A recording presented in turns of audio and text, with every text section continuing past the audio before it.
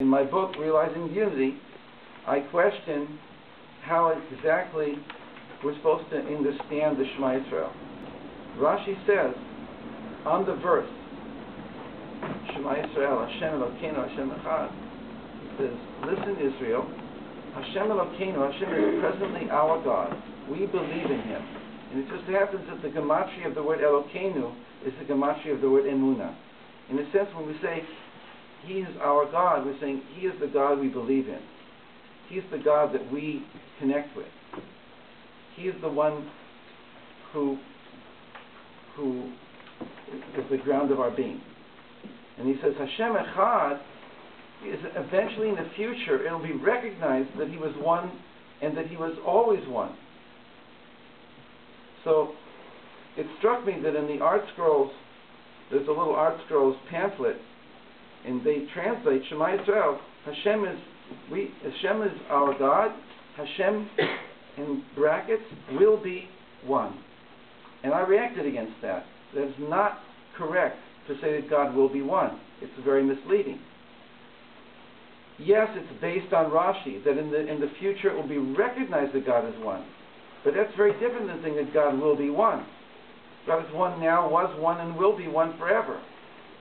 It doesn't. It's that we say it in our prayers, Atahu Echad Kodem Shebarata Ha'olam. You're one before you made the world. Ve'atahu Echad Le'achar Shebarata Ha'olam. And you're one after you made the world. The world doesn't make a difference in you. And in order to really make sense of that, our definition of God, again, has to be much deeper than it has been till now. How could it be that the world doesn't make a difference?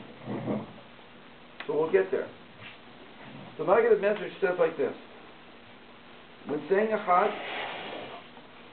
the intention is that nothing exists but the Blessed Holy One, whose glory fills the entire world. In the presence of this revelation, a person can nullify himself and make himself into naught. That's a hard one. At that moment, he can know that his essence is none other than the neshama, the soul within him, which is the chelek elokani ma, which is a portion of the divine. Contemplating this, it will become clear to him that nothing else exists except the Holy One. His glory truly fills the whole world. No thing or space or void exists that is empty of Him. That includes you and me. That includes the table. That includes everything. That includes out there in the world, trains. So again, we're going to have to go deeper. How can that be? How can it be that you're telling me these things? It doesn't make sense rationally. There's a train, there's a chair, there's a person there. It's not just empty space. It's not just God.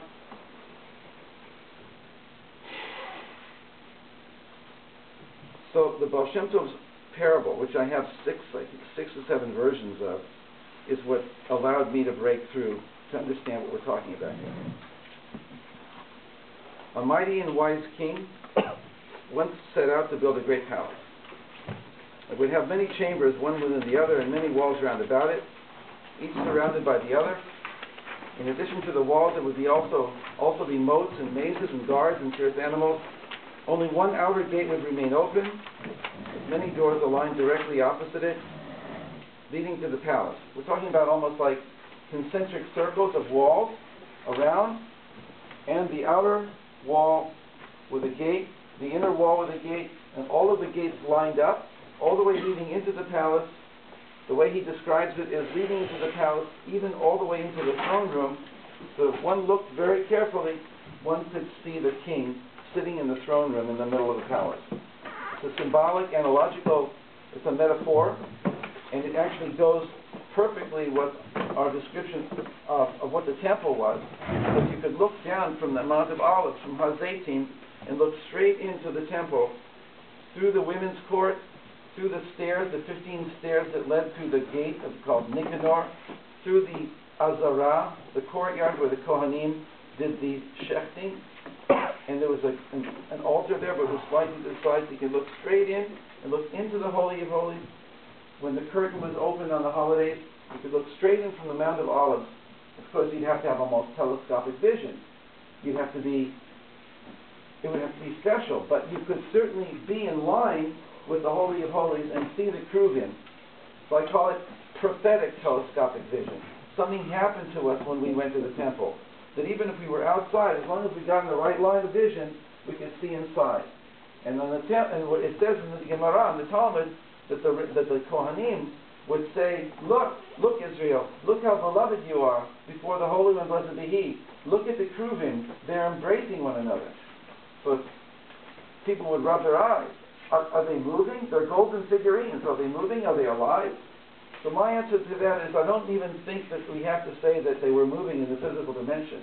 But what happened in the temple is that something else became operative. We moved into another level of consciousness. We moved into visionary consciousness.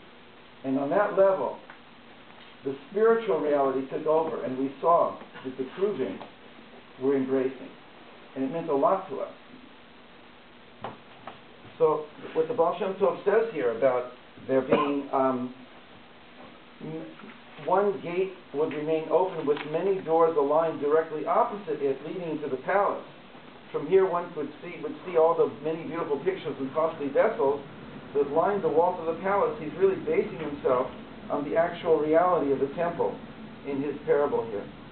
And the king would dwell in the innermost chamber, hidden and concealed from all eyes. When in the Holy of Holies of the temple was the Ark of the Covenant with the Cherubim on it, which is where God spoke to the prophets.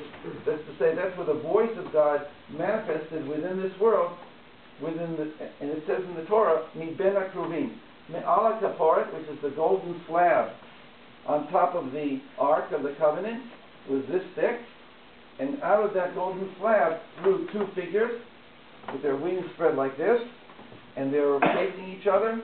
And so it said that the voice of God emanated from heaven, came through the space between those two Kruvim.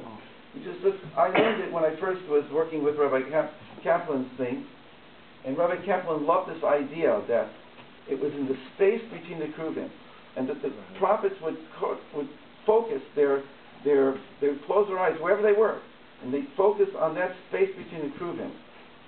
And as I said last night, and perhaps even the night before, that this is really a temple. What we're talking about in terms of the temple complex is here embodied in us. And when we get here into the holies, where the incense altar is, and the bread on the table, and the menorah, that's why we have a rib cage, is to protect those vital organs that correspond to those very important things. We go then past the curtain here into the Holy of Holies, which is the two hemispheres of the brain, and then you can actually see that our hemispheres are really two Kruvim, and that the space between the Kruvim is here. So we are an exact counterpart of the temple. And when we're talking about God coming into the world, that's where God comes into the world. That's where God's consciousness enters. Again, what do you do with this? You accept the fact that you're a temple. A man, a woman, a human being. We are in the image of God. The temple actually was, as the Malbim says, in the Mishkan, that behind the Holy of Holies in the Mishkan, there were staves called Asher Shikim Omdi. There were upright boards. And there was the same number coming from the middle out, and then along here, the courtyard, the same number as the number of vertebrae in the human spine. One here and one here. Which indicates that not only the Kruvim were a male-female concept, but the Mishkan itself, the thing, was a marriage. Right? And so only a person with a clean mind should be told this, because this is a beautiful concept. That the whole idea is that a husband and wife are making a container, or becoming a vehicle for godliness in the world. So let's get to the good part of the parable. When the palace was finished, the king invited the princes of the realm and the great men of the land to enter the palace and to come before his royal presence.